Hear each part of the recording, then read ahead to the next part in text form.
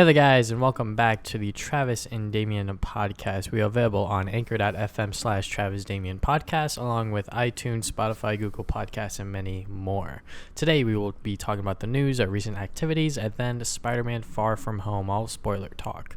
So first piece of news is that Dr.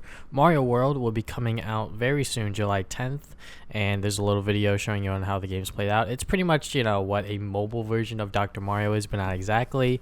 Nintendo changed some things around to make it mobile friendly, I guess. Yeah, I mean, they have the stamina bar, so you can do a few levels every day or whatever until you have to recharge it, and it has all the standard mobile game stuff. I think it'll be fine. Just having a puzzle game like that be on mobile is basically what these people die for. It's Candy Crush or things like that. So I think it's gonna do really well, but it's not something I'm really excited for. It's not I'll probably try out that new Pokemon mobile game that's coming out. That looks kind of interesting, I guess. But something like this, I'm just it's whatever. I'm pretty sure people will be pretty happy to play this though.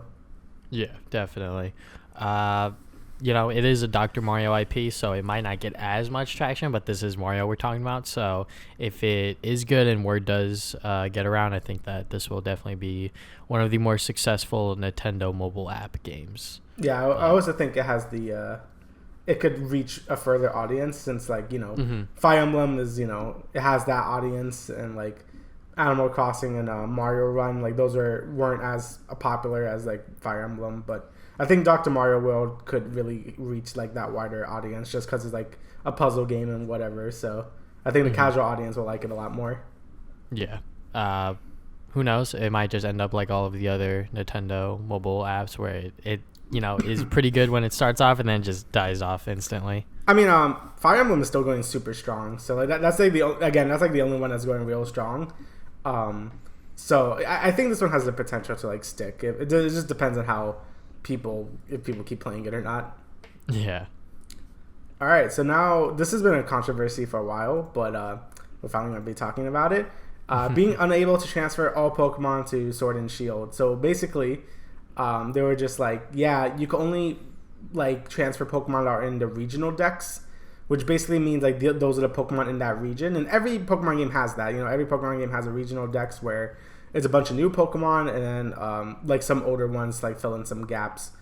But usually they have a thing called a National Dex where you could transfer the rest of your Pokemon from all the other games and stuff like that. So you can get the fully completed Pokedex.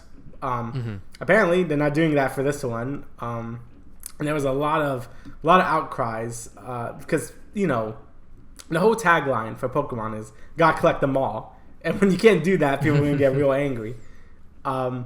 And basically, there's a huge backlash. Just, for a week, there was just everyone was angry. That the English audience was mad, the Japan audience was extremely mad. So they made a response, basically saying, "Yeah, it sucks, but we can't do anything about it," and that was about it. Their response basically made people even more angry because they know about it, but they're not going to do anything to really fix it. And that just made people really angry. And it kind of sounds like they're not even going to patch it in later, because I know apparently in Ultra Sun and Ultra Moon, there also wasn't a National Dex on release, and they patched it later that you could transfer all your Pokemon.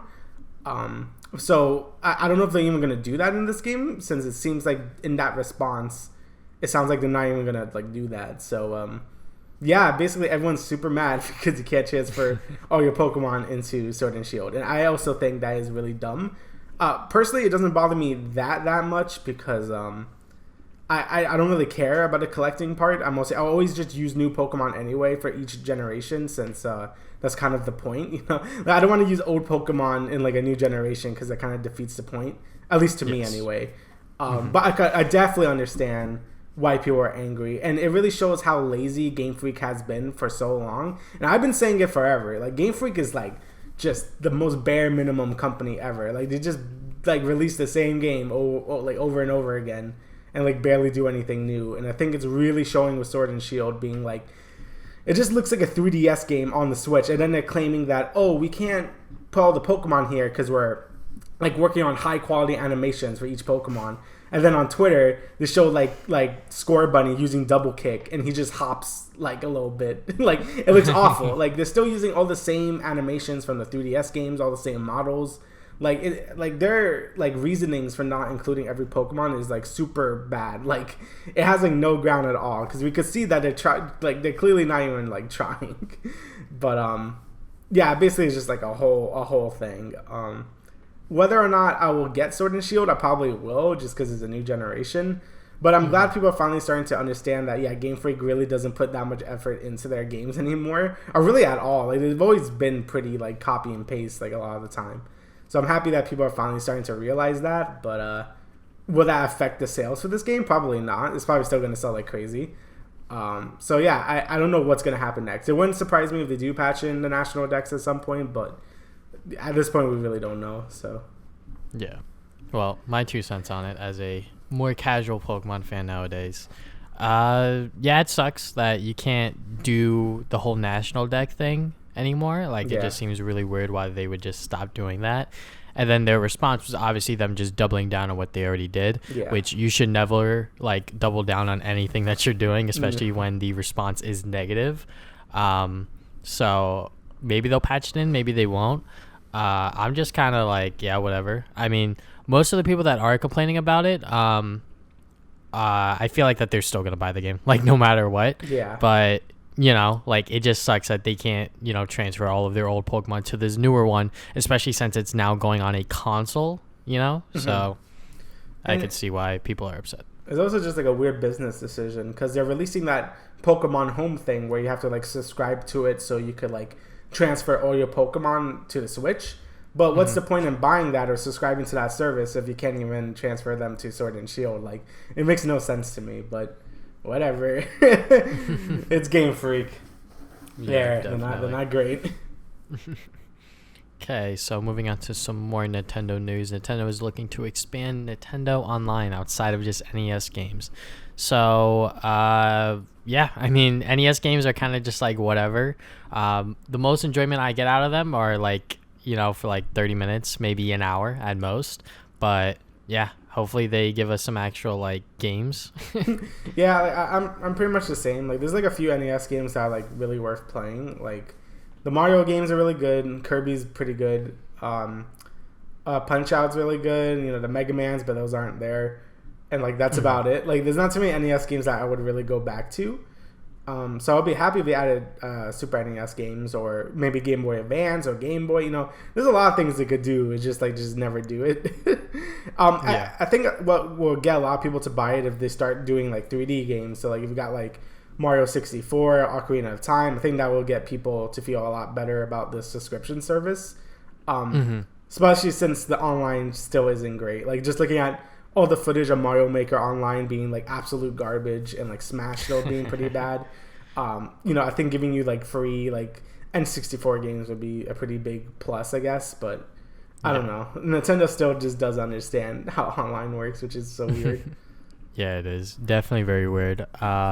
But if they even do like, you know, N64 or even GameCube games, like that'll definitely push the Nintendo fans being like, yeah, now the online is actually kind of worth it, you know, sort of thing. Yeah. And yeah, like that would definitely be very cool. But I feel like that they're just gonna do NES, SNES, and just work from their way there. But yeah, NES games are just kind of whatever at this point, because I feel like that they've re-released them so many times now, you know, with the NES Classic and like other forms like that, with like digital, you know, virtual console, all that other stuff.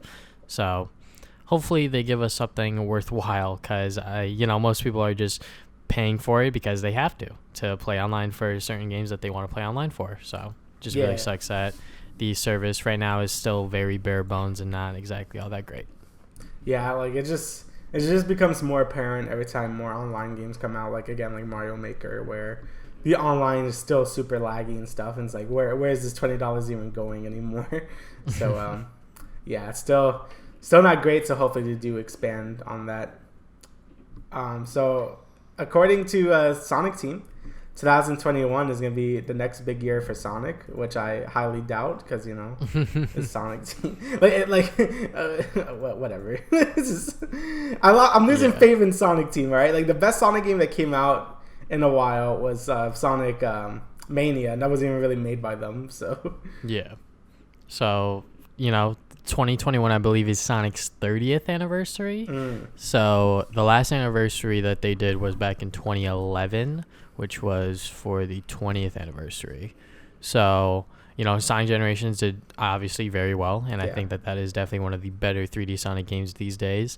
And then they said that 2017 was a big year for Sonic, like you said, Sonic Mania, but of course Sonic Forces is in that mix. Yeah. So 2021, hopefully they can actually learn from their mistakes and, make a Sonic game that has a pretty decent story and also has gameplay that will satisfy, hopefully, the boost formula people, but also, the classic or, the much more casual Sonic fans, I guess, if I can say that. Because I don't want classic Sonic just thrown in every single 3D Sonic game after Generations, Yeah, I feel like now it kind of breaks the pace a little bit because they're just so different. I don't know. I would like to see something that's not boost formula anymore because I think I'm kind of sick of it now. Like, I don't know. I would like a return to form to, like, adventure-style gameplay. Yeah. Because I still think that's like my favorite like 3D Sonic variant. Like it's still really fun to me. But yeah, I also don't want no more classic Sonic. Like I feel like classic Sonic is fine on his own, obviously. But I feel like let 3D Sonic be 3D Sonic and let 2D Sonic be 2D Sonic. Don't like mix them together. So yeah, hopefully for whatever they have cooking up for 2021, we'll see then.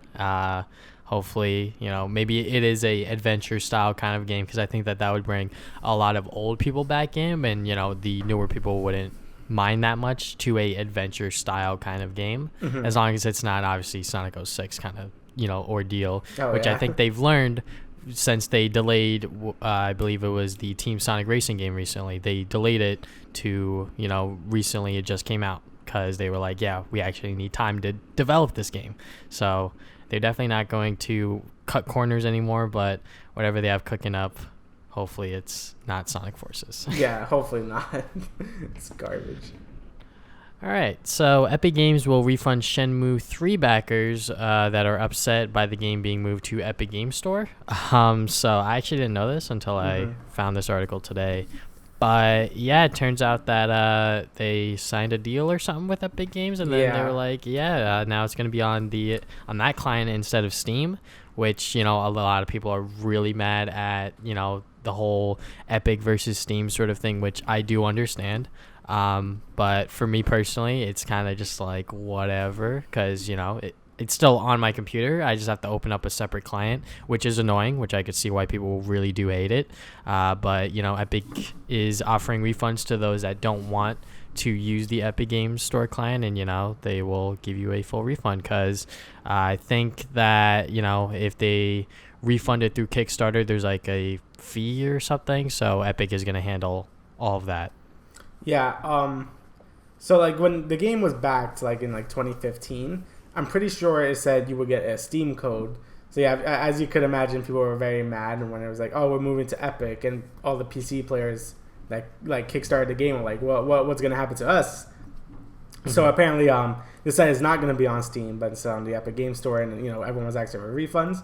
So I think this is like the first good PR move that Epic has done in a while, where it's like, oh, don't worry, we'll just refund. If you're upset, that's on the Epic Game Store, which is really nice. I can't really say anything bad about that. But I think it's still kind of scummy that they just decided to just break the like Kickstarter promise and like, oh, we're not going to be on Steam anymore, even though we promised it would be on Steam. That's still like really bad. But I think Epic is actually handling this really well, which is nice for a change because usually they're just like pretty tone deaf with all this stuff where it's like, we're going to keep buying things even though people don't like us, and we're not going to really improve the store that much. So it's good for them to actually have like a good like PR thing. And yeah, I can't really say anything bad about this. It's kind of just like, it sucks that it's going to be on the Epic Game Store and the people that wanted it on Steam aren't going to get that. But it's nice that the game refunded as well. So yeah. I mean, like, definitely they probably moved it to the Epic Game Store. So when the game does eventually launch, they'll get a bigger cut because I know Steam does, take Steam takes considerable quite a bit, higher. Yeah. They take more money than Epic Games would, so they definitely moved there because they were like, hey, we could actually get more money here. So yeah, it just sucks that they did break their promise of it being on Steam, but it is what it is now. They made that decision, and at least they're offering refunds to those that are not happy with it. If I was one of the backers, I'd just be like, all right, whatever. Yeah, I mean, I'll probably just be like, whatever. But, I can understand why people would be angry. All right, so now we got even more reasons, like when I was talking about this during E3 and why I think this is going to suck. But games on Google Stadia would likely be full price still. I just don't really get the point of this thing anymore. Like, you're really only saving on like console costs at this point.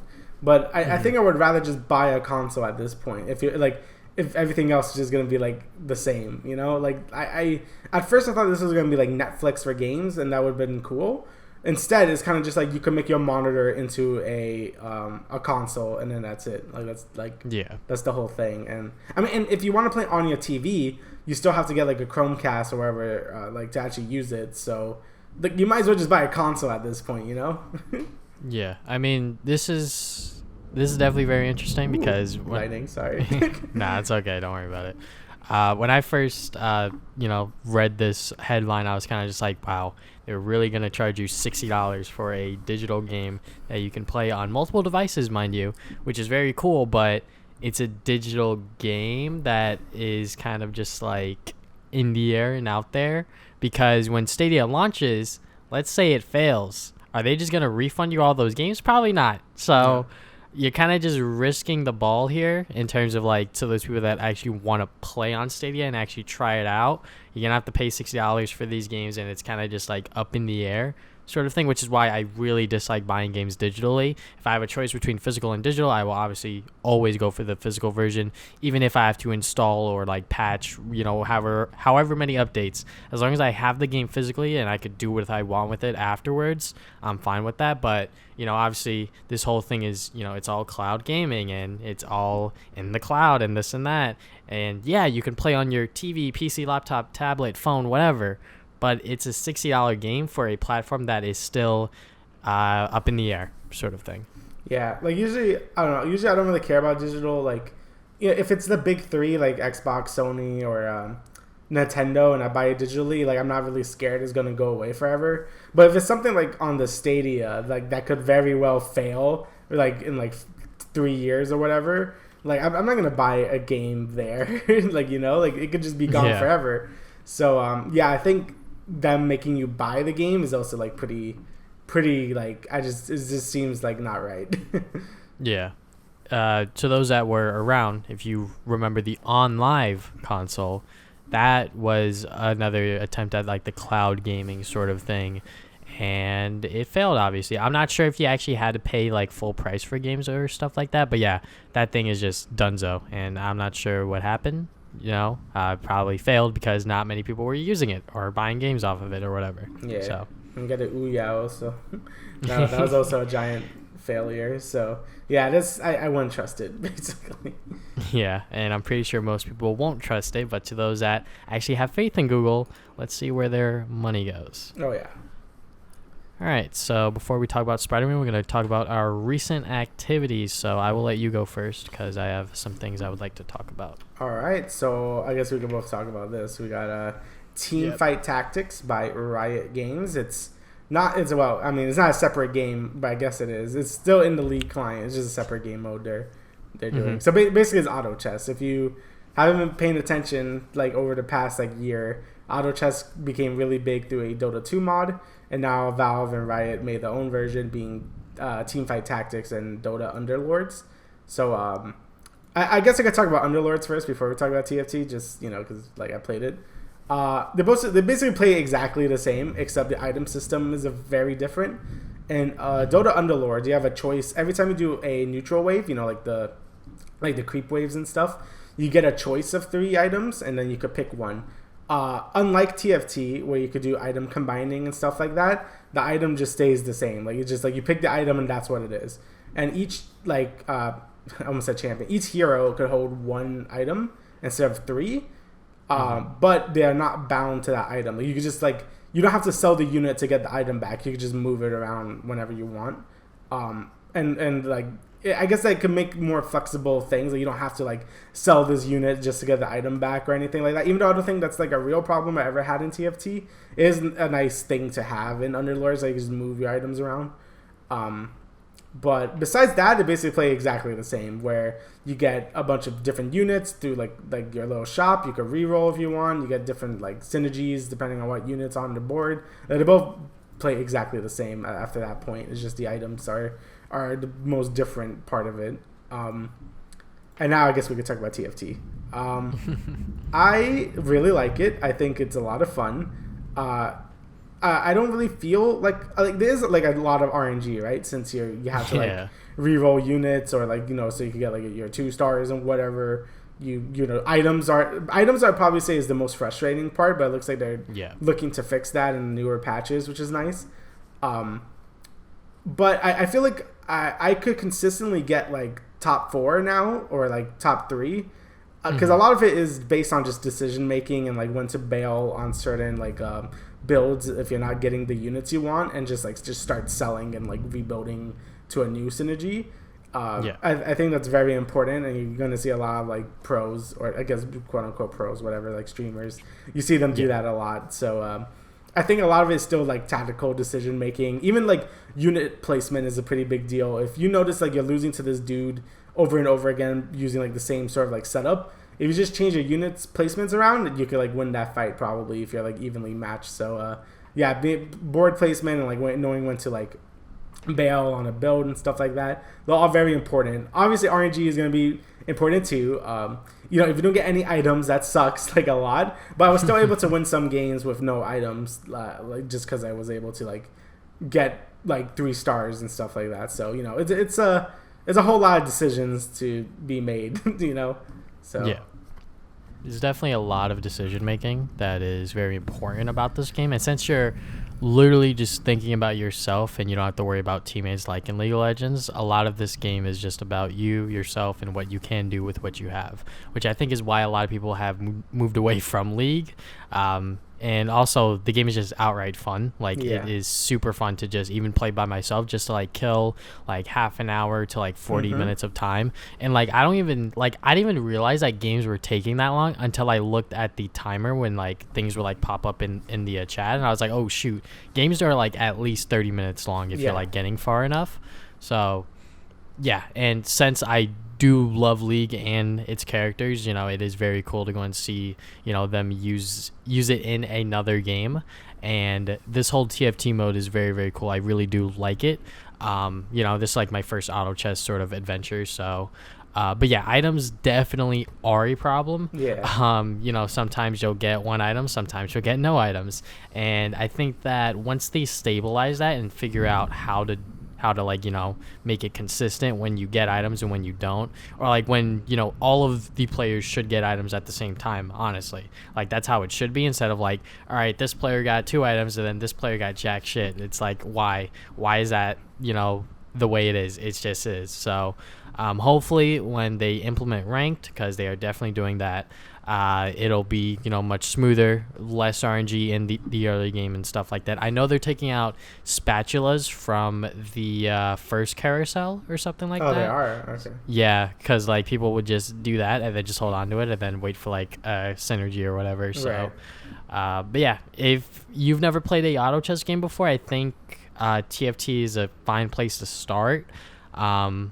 Just because, you know, it is on the League of Legends client, and, you know, it is free. Dota Underlords, or the Underlords game, that's also free, right? Yeah, Underlords is also free. Okay, so either one, I think that those are fine starts. But, you know, if you have some experience with League, you should definitely start with TFT, because you will, you know, recognize some of the characters and stuff like that. So, but yeah, it is definitely a very fun game, and I would definitely recommend it to those that have never played a auto chess game like myself. Yeah, and Riot's been doing a pretty good job on like fixing a lot of things right away, and like, you know, balancing and stuff like that. Because, you know, they're right fixing the whole item problem, and like adding ranked and a bunch of other things. So yeah, they've been pretty good right now. So yeah, I recommend TFT. It's a lot of fun. So next I played Shadowbringers, which is the expansion for Final Fantasy 14, and it is very good. I'm not too far. I'm probably like a quarter of the way in, but it's really good.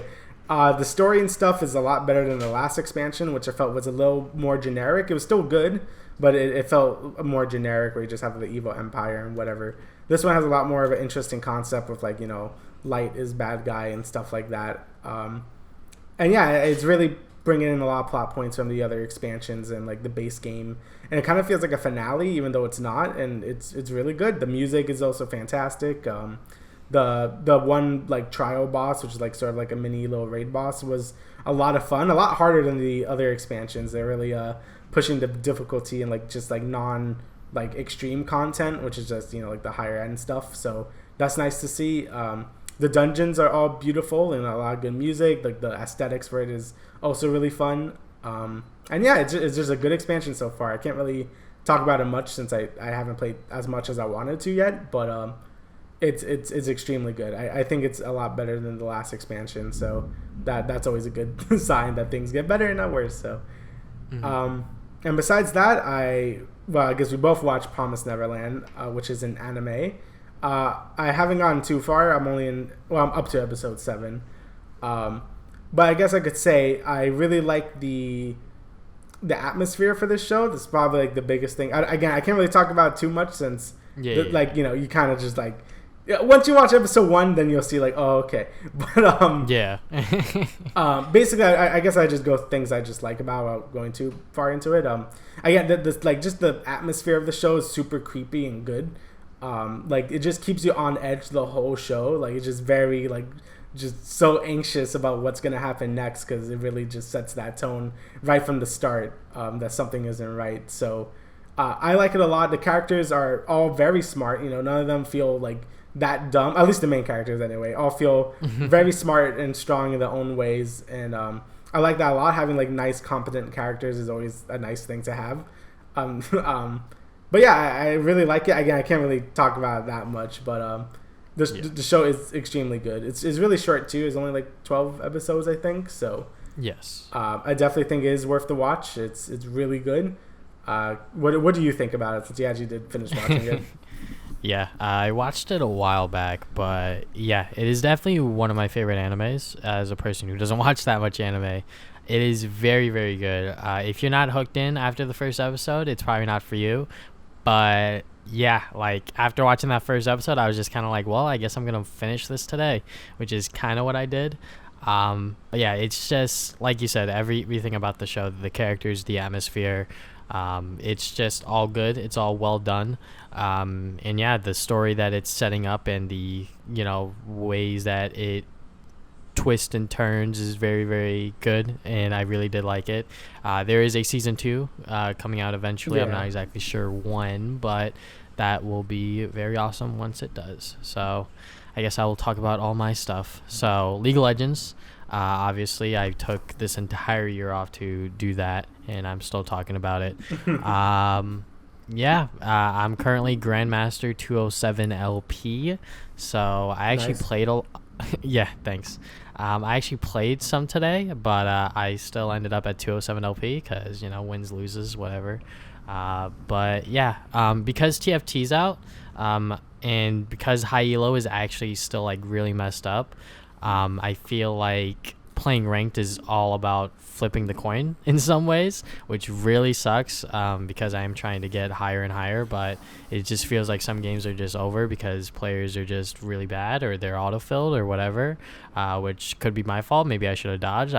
Maybe I just had too much faith in this one player, but yeah, it's still, a fun game, if I can say that. I'm still enjoying it to a certain extent, playing it at least. So then I watched Toy Story 4.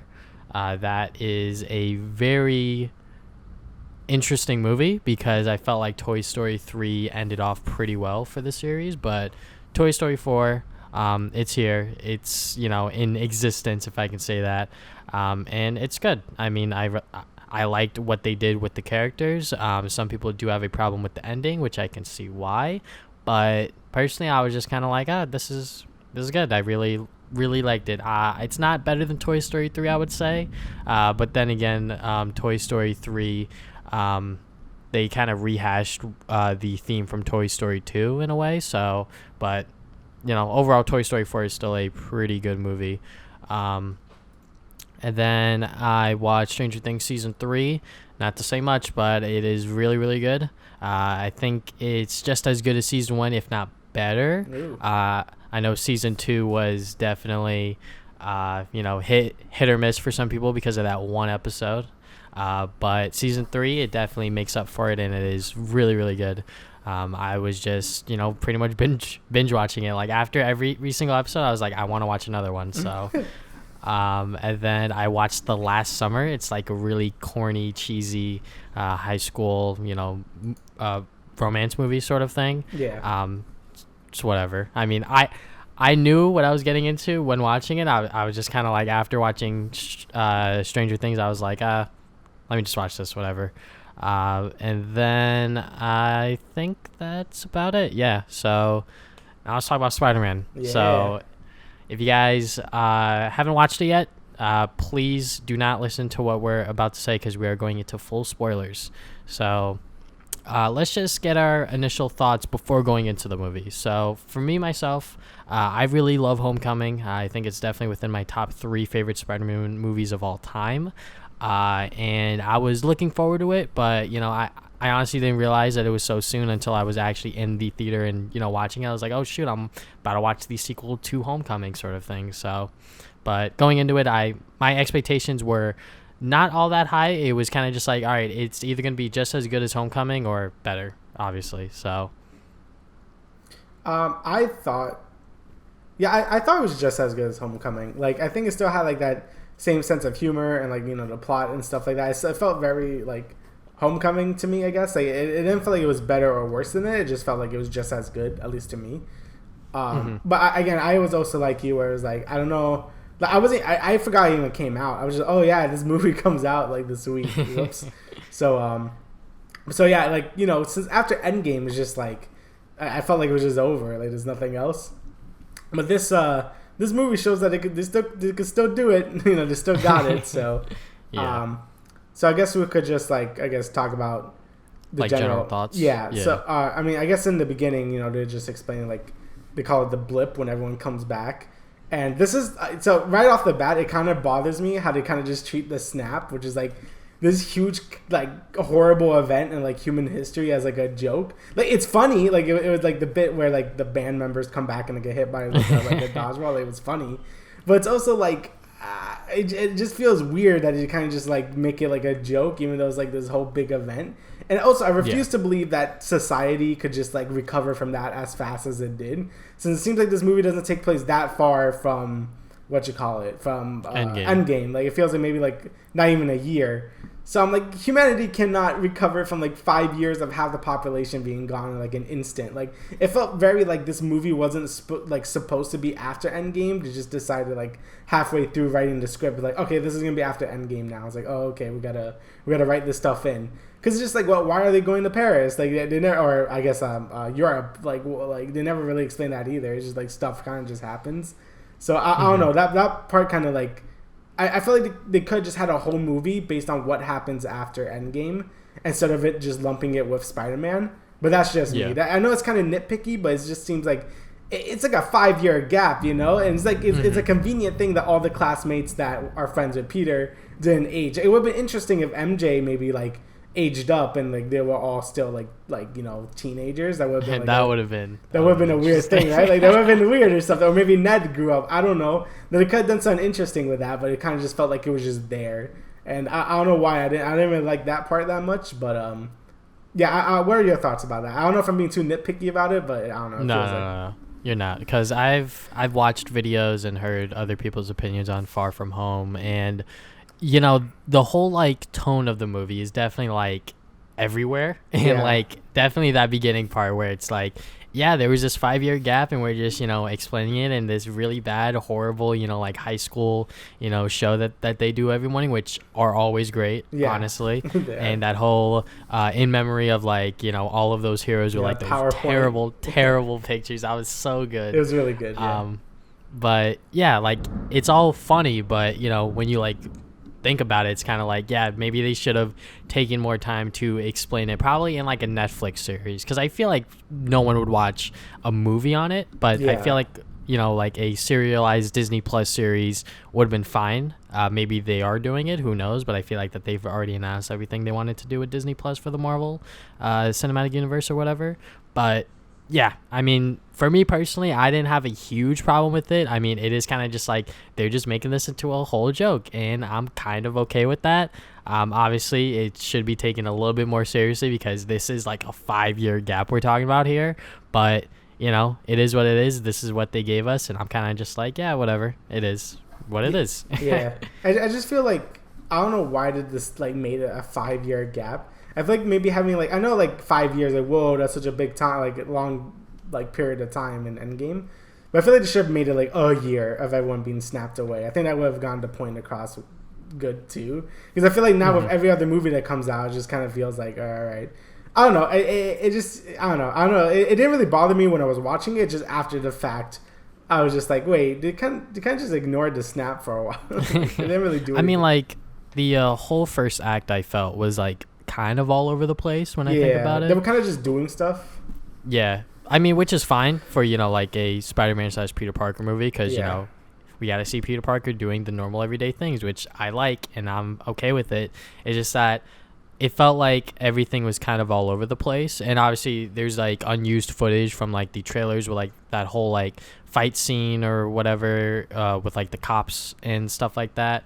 Like that wasn't in there because supposedly they're like saving it for like a Blu-ray feature or something like that, which is really weird and strange. But yeah, the whole first act was just all over the place. But when I was like watching the movie, I didn't mind it because I was just in the moment, and it still hasn't hit me that I was watching a sequel to Spider-Man Homecoming yet, I guess.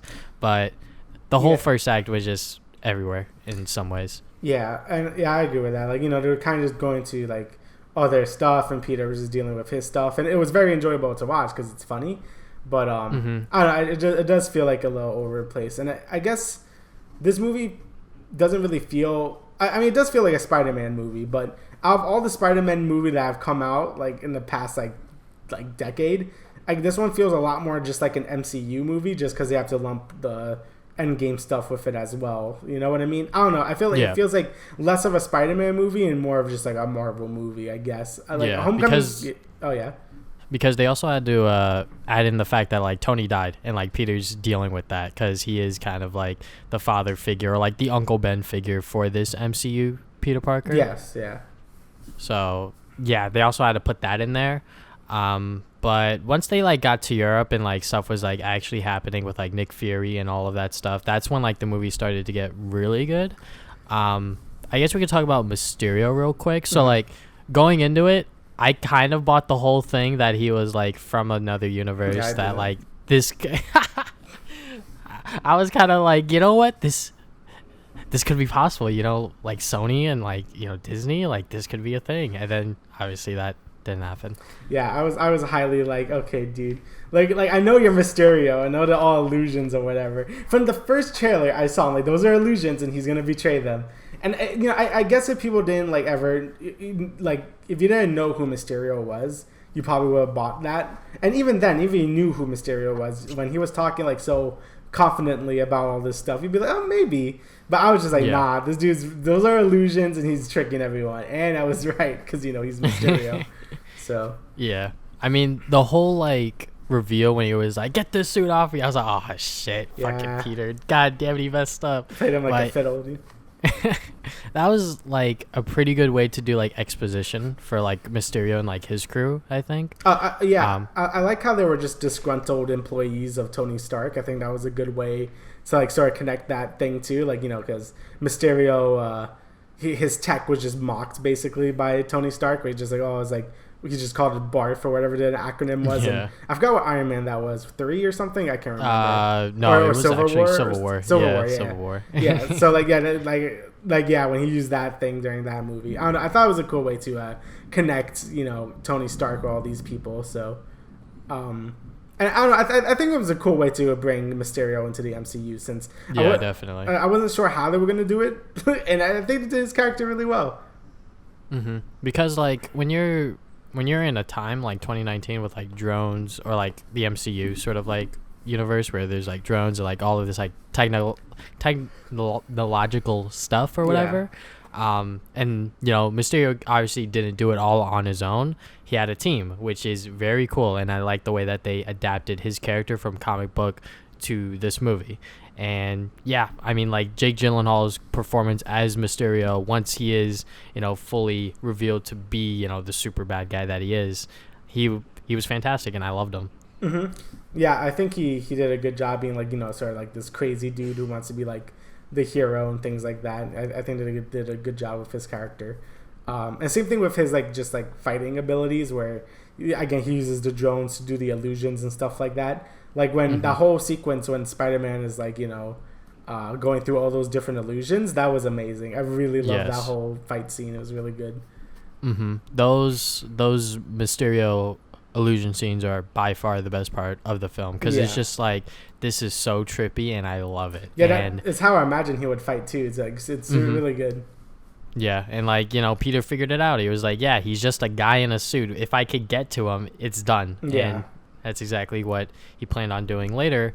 And yeah, I mean, one part of the movie that I think a couple of people were complaining about was when like Peter was like stranded nowhere and then like he just got picked up by Happy. They felt like that part was a bit rushed, which I can see why, because, you know, all of a sudden he's in the middle of nowhere and then, you know, he's just picked up by Happy and then, you know, they're back on track to stopping Mysterio. Yeah, that part, it's just kind of just like a nitpicky thing, I guess. Like, that part didn't bother me too much. But everything else, I mean, like, the whole, like, high school, like, nonsense, like, I loved all of it, obviously. Yeah. Because that is part of Peter Parker's character. But that sequence when, like, he said that his crush rival or whatever his name was. Oh, Brad. Brad, when, like, he sent that missile after him, I was like, oh, God, no, this is not going to end well. It's just like gonna kill him, dude. But I mean, all he wanted to do was take that photo out, which obviously was a dick move by him. Yeah. To even do that, but I mean, yeah, there was just like a lot going on within this movie. I felt with like the high school stuff, which is fine, but sometimes, I mean, like when I'm thinking about it, it's kind of just like all over the place in some regards. I'm not sure. Yeah, I mean, there was just a lot going on, like with Mysterio. Like, there was a lot of plot points in the Mysterio, him with MJ, Tony Stark, you know, like Nick Fury. Like, there's just like a whole lot going on at the same time. And I think they did okay balancing them all. But it did feel like it could be kind of a mess at times. Like, it feels less coherent than the first movie. But I still think it was good. Because since the characters are like really good, like I like Ned and MJ and Spider-Man and Mysterio and stuff like that, I think it was able to like hold its own pretty well. But oh my God, speaking of Ned, when he hooked up with Betty, or like not hooked up, but like when they started dating, I was like, oh my God, no way. Yeah. Like, okay. That was just something that I did not expect going into this movie, and like that was very funny. I mean, there were some other things I didn't expect going into this movie, but the whole like last act when like, you know, Peter gets MJ in on like the whole thing that he is Spider-Man, and that's kind of why she was following him. I think that's how she put it, but at the end, you know, she obviously did have feelings for him, and that was obviously very, very cute. Yes. So I guess we could talk about the final scene. Well, not final scene, but like the mid-credit? Yeah. Okay, so this mid-credit scene is probably the best one in the MCU by far, 100%. So the mid-credit scene is Mysterio doing one last hurrah and pretty much making Spider-Man the public enemy, but at the same time revealing that Peter Parker is Spider-Man, and, you know, just flashes a photo of Spider-Man, and I was just like, wow, they actually did it. Also, they got J.K. Simmons to be hell yeah. From the Raimi trilogy. I'm like, yo, what? So yeah, that's really cool. So obviously that's gonna be a giant like plot point later that, you know, basically make Peter look like, you know, the enemy, and he just told everyone he was Peter Parker. So I think that's gonna be a very interesting like movie whenever that's gonna be touched on. Like, you know, like basically the Daily Bugle is gonna be like a big part in the next one, I think. So that really sets the scene and be like, whoa, what? So yeah, that was extremely good. Yeah, that mid-credit scene is like, it it's just awesome, like how they, pretty much set it up for the next movie. And like obviously we don't know when that is, when Comic-Con rolls around, which is very, very soon, San Diego Comic-Con. Yeah. We're pretty much gonna know hopefully what Phase 4 is gonna have in store, and possibly a Spider-Man 3 will come out within the next 3 years, I'm assuming, just because they left that storyline on that note. They have to continue it sometime soon. Yeah. And yeah, I mean, that was a pretty good mid-credit scene. I really, really dug it. And then the final credit scene was that, hey, Nick Fury and what's her name were Skrulls. So yeah, I didn't know what was happening. Was that in Captain Marvel or something? Or who were those like weird shapeshifter things? Yeah, they were from Captain Marvel. Okay, so I had no idea what was going on. That was the only. It's like the only Marvel movie I haven't watched yet is Captain Marvel. But yeah, pretty much that explains why Nick Fury bought the whole Mysterio thing. Yeah, shoot, that's my phone. Yeah. But yeah, I didn't really know what was happening. I was just like, oh, okay. I guess he's a shapeshifter, I guess. And then he was on vacation. So, yeah. Oh, yeah. So, I'm not sure what Nick Fury's going to be doing next with the Skrulls. I think there's like a comic book thing that's probably going to be in the movie or something like that. I'm not exactly sure. But, yeah, I mean, we kind of like skipped over the whole like last fight scene with like Mysterio and Peter Parker with like the Peter tingle. Oh, yeah, that's true. I mean, it's not much to say besides, just the final climax with all the drones and things like that. Again, I still think my favorite fight scene was the one when he was using all the illusions on him. That was really great. Yeah. And, the final act was great too, just like him fighting the drones and stuff. But yeah, I thought it was a good climax as well. I don't know if it's as strong as Homecoming's final fight. I guess I could see what's happening, so that's good. But yeah, I don't know. It was good.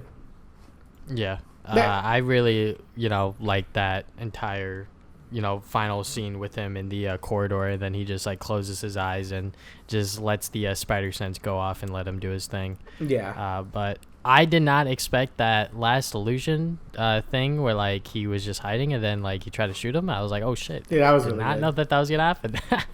But yeah, I mean overall, I've only seen Far From Home once, so maybe my opinion will change for better or for worse. But right now, I think it is just as good as Homecoming. I think Homecoming is just a little bit better because that Vulture twist still is like really, really good. I mean, I don't think anyone saw that coming with, the Vulture being the dad to Liz. Yeah. So, but with this one, I think, I was kind of like on the fence, like maybe they are doing a multiple universe sort of thing, but obviously they didn't. They kind of just set that up to have the, normies, I guess I can call them, that don't normally, go into the, comic books or whatever to buy into it.